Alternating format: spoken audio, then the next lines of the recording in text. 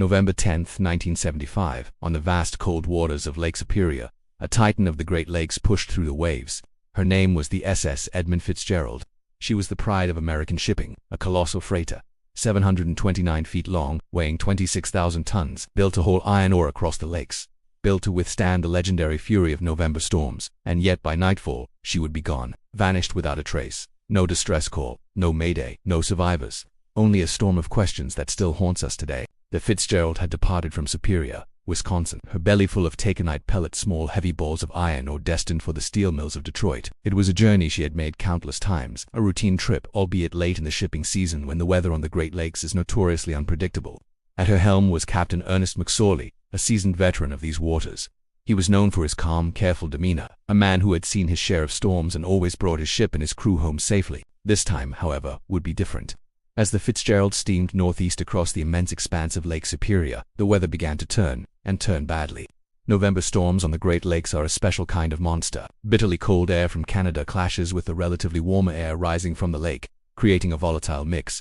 With nowhere to go, the winds build and build, whipping the water into a frenzy. By the morning of November 9th, weather forecasters were issuing urgent gale warnings. Winds were predicted to hit 50 knots, churning up waves that could climb higher than 30 feet. Despite the warnings, the ships kept moving. This was the crucial end of the shipping season. Every delay cost money, and colossal freighters like the Fitzgerald were engineered specifically for these harsh conditions. Another ship, the Arthur M. Anderson, was traveling a similar route, trailing the Fitzgerald. The captains of the two vessels stayed in radio contact, their voices crackling over the airwaves as the storm relentlessly intensified. By the afternoon of the 10th, the situation had grown dire. The wind howled like a banshee, and thick, blinding snow slashed visibility down to almost nothing. Massive waves, like liquid mountains, crashed against the steel hulls with terrifying force. At around 2 p.m., Captain McSorley radioed the Anderson with a concerning update. The Fitzgerald was taking on some water. It wasn't a catastrophe. Not yet. There was no sense of panic in his voice, but it was a sign that something was wrong. He also reported that some of the ship's railings and vents on deck had been damaged or carried away. This was a critical piece of information. It meant the waves were now washing completely over the main deck, reaching heights far greater than anticipated. Still, the mighty Fitzgerald pushed on. The Anderson, following behind, relied on its radar to keep track of its larger sister ship through the blinding sky. At times, the Fitzgerald's blip would vanish from the radar screen, swallowed by the interference from the snow and waves, only to reappear moments later. As evening descended, the storm reached its terrifying peak. The wind direction shifted, a development that made the waves even more treacherous. Instead of hitting the ships from behind, providing a push, they now began striking them broadside, a relentless, punishing battery. At 6:55 p.m., Captain McSorley made his last known transmission to the Anderson. When asked how they were doing, his voice came back. Calm as ever, we are holding our own.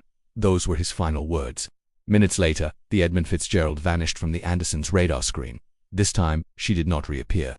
The captain of the Anderson called out on the radio, again and again. There was only silence, broken by the screaming wind. In an incredible act of bravery, the Anderson turned back into the teeth of the storm to search for any sign of the missing ship. They were searching blindly in the chaos. Darkness, blinding snow, a lake that had become a churning, violent abyss. They found nothing.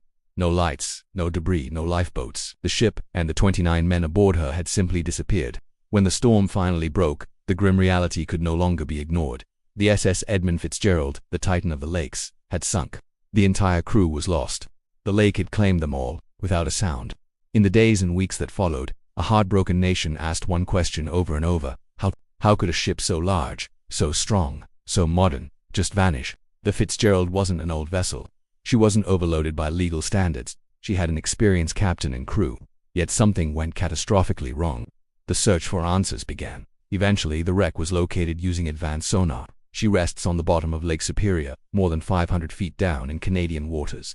The images sent back from the deep were shocking. The ship was split in two. The bow section sat upright in the mud, eerily intact. The stern lay upside down, separated by a field of twisted steel and taconite pellets. The break was clean, violent, and absolute. Lake Superior is not just deep, it's incredibly cold. The near-freezing water temperature preserves what it takes, turning shipwrecks into deep-water tombs, and it holds its secrets tightly. For years, investigators, marine engineers, and historians have debated the final moments of the Fitzgerald. The official U.S. Coast Guard report suggested that improperly secured hatch covers failed, allowing massive amounts of water to flood the cargo hold, causing the ship to lose buoyancy and nosedive into a giant wave. This theory, however, has been heavily disputed, especially by the community of Great Lakes sailors. They found it hard to believe that a veteran crew would fail to secure the hatches properly before heading into a storm of this magnitude. Another prominent theory focuses on the possibility of bottoming out. The ship might have scraped a shallow reef or shoal near Caribou Island, hidden beneath the storm-tossed waves. This could have gashed the hull, creating a slow leak that went unnoticed until it was too late. The damage, combined with the immense stress of the storm, could have led to a sudden structural failure. Captain Cooper of the Anderson later stated that he believed the Fitzgerald had passed dangerously close to the 6-fathom shoal area, a route that would have put her at risk. Then there is the Three Sisters theory. On the Great Lakes, sailors speak of a phenomenon where a series of 3 unusually large rogue waves can strike in quick succession. The first wave crashes over the bow, adding immense weight. The second wave hits amidships, and with the bow already weighed down, the ship can be lifted in the middle, creating enormous stress on the keel before the vessel can recover. The third and final wave crashes down, and the already strained hull simply snaps in half. Many believe this is the most likely scenario for what happened in those final, terrifying moments. The ship, already taking on water and riding low, was simply overwhelmed and broken by the sheer power of the lake. We will never know for sure. There were no witnesses to the final plunge, no survivors to tell the tale. All we have are the clues left behind, the broken steel resting in the silent depths, the last radio transmissions, and the enduring mystery. The story of the Edmund Fitzgerald is more than just a shipwreck. It's a powerful and humbling reminder of the immense power of nature. It's a testament to the bravery of the sailors who worked these waters, and a memorial to the 29 men who were lost that night. Their names are not forgotten. Every year at the Mariners' Church in Detroit, the bell tolls 29 times, once for each man who went down with the ship. The legend of the Edmund Fitzgerald lives on, a haunting melody in the history of the Great Lakes, a story of steel and water, of courage and tragedy, resting forever in the deep, cold silence of Lake Superior. When the wreck of the SS Edmund Fitzgerald was finally discovered, it didn't bring closure. It only deepened the mystery. There she was, broken on the floor of Lake Superior, the bow and stern separated by hundreds of feet of dark, cold water. The break itself was sharp, clean, almost as if it were deliberate. This single detail was crucial. Ships don't usually break into when they sink. For that to happen, something extreme, something truly catastrophic, must have occurred. Almost immediately, theories began to swirl. The most straightforward explanation was the storm itself. Supporters of this idea pointed to the sheer violence of the waves that night. Some estimates put them at over 35 feet high, roaring walls of water moving faster than a truck on a highway, each one slamming down with thousands of tons of force.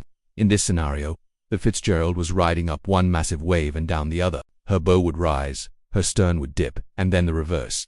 Again and again. Sailors called this motion hugging and sagging. Imagine a long steel ruler. If you lift it at both ends, the middle sags down. If you lift it in the middle, the ends droop. Steel is strong, but it can only flex so many times before it gives. Eventually, the hull just snaps. This explanation feels right, doesn't it? The storm was ferocious, and the damage seems to fit the theory. But there was a glaring problem. Other ships were caught in that exact same storm, and they survived. The Arthur M. Anderson, the ship that had been following the Fitzgerald, was battered and bruised, but she made it to port. Others did too. So why only the Fitzgerald? Why did she go down when others held on? This question led to a second theory. She was already wounded before the storm hit. Earlier that season, the Fitzgerald had run aground near Detroit, scraping her bottom in shallow water. The official reports at the time dismissed it as minor damage, nothing serious enough to stop her from sailing. But minor damage can often hide major weaknesses. If the hull had been even slightly bent or stressed, that one point would become a focus for all the pressure of the storm. Each wave would push a little harder on that spot. Each flex would make the weakness worse. By the time the November gale arrived, the ship might have been carrying a hidden fatal flaw, a crack, just waiting for the right moment to tear open. Then there were the hatches. The Fitzgerald's massive cargo hold was sealed by 21 heavy steel hatch covers, each weighing several tons. Their one job was to keep the water out. But when divers and remote cameras first examined the wreck, they noticed something deeply troubling. Many of those hatch covers were missing or damaged. This raised a terrifying possibility. What if the towering waves weren't just flexing the hull, but smashing directly onto the deck? If the force of the water managed to damage or dislodge even one of those covers, a torrent would begin pouring into the cargo hold. Taconite pellets are incredibly heavy, but once water gets in, the cargo can shift, becoming a semi-liquid slurry. The ship would slowly lose its balance. Her bow would sink lower and lower into the water, making it even easier for the next wave to pour in. It would have been a slow, quiet, inevitable death. Some experts are convinced this is exactly what happened. The Fitzgerald didn't break apart first. She flooded first. As her bow went down, her stern lifted high out of the water until the immense strain on the midsection became too much, and the hull snapped under its own colossal weight. But again, there were doubts. The wreck itself doesn't show signs of a long, slow sinking. The break looks violent, sudden, instantaneous. This brings us to a darker, colder idea, one that Great Lakes sailors have feared for centuries: the Three Sisters. This is a rare and terrifying wave pattern where three massive waves, much larger than the rest, strike one after another in quick succession. Each one hits before the ship has a chance to recover from the last. Imagine the Fitzgerald climbing the face of one monstrous wall of water. Before she can crest it, another one slams into her, and then a third. If the Fitzgerald met the Three Sisters head-on, the damage would have been catastrophic. The first wave might have damaged the deck and hatches, the second could have flooded the bow, pushing it under, and the third could have been the final, fatal blow, driving the ship straight to the bottom. This theory aligns with Captain McSorley's final, haunting radio message: "We are holding our own." It suggests that moments before the end, the crew believed they were managing. The ship wasn't sinking fast, it wasn't breaking apart yet. Then, complete silence. No mayday, no call for help, which strongly suggests there was no time. Whatever happened, it was over in an instant. Some researchers believe the Fitzgerald didn't just sink, she was driven into the lakebed. Lake Superior's bottom isn't a flat plain, it has underwater hills, cliffs, and ridges. In a violent storm, the trough between two massive waves can temporarily lower the water level by a significant amount. It's possible that in one of these troughs, the Fitzgerald's deep bow struck an underwater ridge. If a massive wave was lifting her stern at that exact moment, the stress would have been unimaginable. The ship could have been torn apart instantly. This theory explains the suddenness and the violence of the break, but it relies on a perfect, tragic alignment of timing and location evidence that is now almost impossible to prove. And we can't forget the cold. The steel hull of the Fitzgerald was being battered in near-freezing conditions. The lake water was just above 0 degrees Celsius, and the air was even colder. In extreme cold, steel becomes brittle. It loses its ability to flex and bend. Under enough stress, it doesn't just bend, it shatters. The hours of punishment from the storm, combined with the intense cold, could have made the ship's hull as fragile as glass. Every theory seems to answer one question while raising two more. The wreck itself refuses to give up a clear story. Some parts of the hull show evidence of crushing, others show tearing, and some sections look almost untouched. To this day, investigators, engineers, and sailors argue about what they see in the ghostly images from the lake floor. Each one looks at the same broken metal and sees a different final moment. What makes the story of the Edmund Fitzgerald so deeply haunting isn't just that she sank, it's that she vanished without a trace, without a warning. A lack of a mayday call means the 29 men aboard had no time to react, no time to even try to launch the lifeboats, no time for a final prayer. Whatever took the Fitzgerald, it happened faster than fear, faster than thought. And then, Lake Superior simply closed over them, as if they had never been there at all. But there is one final, chilling layer to this story. Long after the wreck was found, long after the theories were debated and the arguments were made, the lake began to do something else. Slowly, silently, it began to erase the evidence. The constant currents, the sediment, and the natural decay are covering the wreck, shrouding the clues, and ensuring that the Fitzgerald keeps its secrets forever. The bottom of Lake Superior is a place without mercy. No light reaches it, no warmth, no movement, except the slow, silent drift of the coldest water. This is the final resting place of the SS Edmund Fitzgerald. For years, the story ended there, a ghost ship lost in a November storm. But when scientists finally reached the wreck, they found the story wasn't over. The ship was changing. In the crushing dark, a strange process was underway. Rust-eating bacteria, forming long reddish shapes called rusticles, had begun to consume the steel hull. Slowly, silently, these colonies were turning solid metal into fine powder. The Fitzgerald wasn't just broken, she was dissolving. This discovery created a new sense of urgency. Time was running out. Every year, the wreck gives up a little more of its structure. Steel plates collapse, sharp edges soften, and critical details disappear forever. The lake itself is erasing the final clues. What we know now might be all we will ever know about that fateful night. As technology improved, so did our view of the wreckage. High-resolution sonar and advanced remote cameras painted a clearer, more brutal picture. These new surveys confirmed what many had suspected. The break was real, and it was violent. The bow section sits mostly upright on the lakebed, damaged but still proud, a testament to its former strength. But the stern tells a different story. It lies twisted and torn open, as if a catastrophic force ripped through it from the inside out. This grim evidence points toward a sudden, catastrophic structural failure. This wasn't a slow sinking or a long, drawn-out struggle against the waves. It was one moment of balance, then nothing. Engineers went back to the original blueprints, studying the Fitzgerald's design. They saw a ship built for speed and capacity, a true workhorse of the Great Lakes. But she was built to older standards. Her long, straight hull lacked the internal bulkheads common in newer ships, which provide extra support and contain flooding. Her hatch system, while standard for the time, would later be seen as a critical vulnerability. She was built strong, but the storm she met was stronger. The loss of the Fitzgerald was a wake-up call for the entire shipping industry. In the aftermath, regulations were rewritten. Hatch covers were completely redesigned to be more secure against boarding waves. Inspection rules became far stricter, and weather forecasting for the Great Lakes was significantly improved.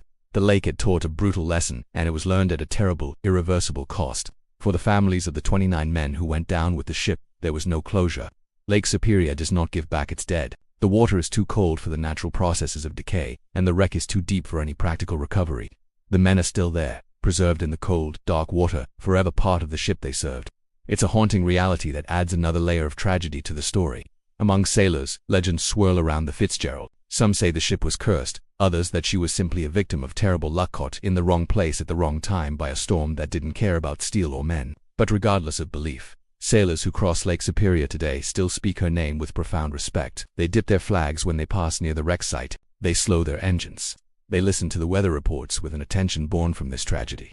The Fitzgerald is a constant, solemn reminder of a truth every Great Lakes mariner knows in their bones. The lake is always stronger. One detail, however, continues to baffle investigators and historians. Captain Ernest McSorley, a veteran sailor who knew these waters intimately, didn't turn back. He didn't seek the relative safety of Whitefish Bay, which was nearby. He pressed on, deeper into the heart of the storm. Why? Was it complete trust in his ship, a vessel known for its reliability? Did he underestimate the storm's true power, a witch of November that grew into a monster? Or was the ship already damaged, already taking on water, leaving him with no choice but to push forward? We may never know. His final radio transmission has become legendary for its calm, almost ordinary nature. "We are holding our own." There was no fear in his voice, no panic, just the steady confidence of a seasoned captain. Then, silence. That silence is the heart of the mystery. If there had been a mayday call, there would be an ending. If there had been wreckage found floating on the surface, there would be some form of closure. But the lake took everything, all at once. It left no answers, no time for goodbyes. Just a storm passing over an empty stretch of water where a 729-foot ship used to be. In the years since, the story has been immortalized. A famous song ensures her name is never forgotten. Memorials have been built. Every year, bells are rung 29 times, once for each man lost. But no single theory about the sinking has ever been proven beyond a shadow of a doubt. Was it the legendary Three Sisters, a trio of massive rogue waves overwhelming the decks? Was it a hidden structural flaw, a crack that gave way under the immense stress? Did the hatch covers fail, allowing tons of water to pour into the cargo hold?